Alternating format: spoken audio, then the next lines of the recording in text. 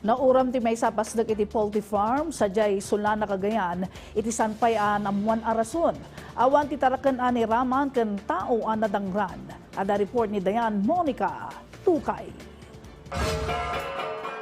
Alas 6:30 itay agsapa, napalikmutan iti napuskol nga asok ti maysa nga air-conditioned poultry house iti Maristel Poultry Farm sa jay barangay Nangalisan, Sulana, Cagayan. Tinasawa pas dakket na palikmutan ti insulation foam ken plastic slats no sa dino daytoy ti rason an apartak an nagkamakam ti apoy. Pinadaspay dagiti empleyado ti farm asabsaban ti uram o saro ti fire extinguisher.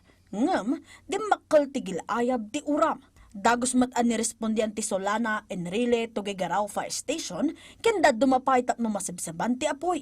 Dimanon iti second alarm ti nasa unga uram. Gaputan narigatan dagiti masaknan alappadan ti panagkayamkam ti apoy, ta double walling ti panakaaramid ti paslak. Pimaot ti panangsabsab iti may nga oras. 8:30 itay agsapa anay deklara ti fire out iti nasa unga uram. Sa initial investigation po natin, sir, kita natin dun sa electrical wiring niya. That will cause siguro, by possibility 99% na kasi nakita namin yun. Then with my vision, nakita ko na yun ang cause ng fire. Dito sa may part, dito sa northern part ng poultry structure. Awan ti manok an nauram ken tao an nadangran. Siguro iti making kukwa iti poultry farm, 17 million pesos ti gatad ti pakabukulan nga istruktura.